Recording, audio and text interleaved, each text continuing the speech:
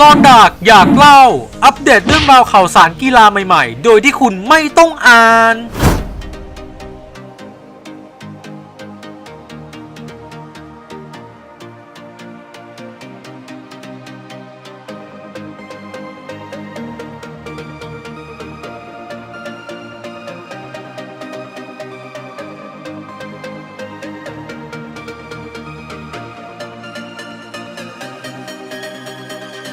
ขอขอบคุณยูฟ่าคิกเว็บกีฬามั่นคงปลอดภัยมั่นใจ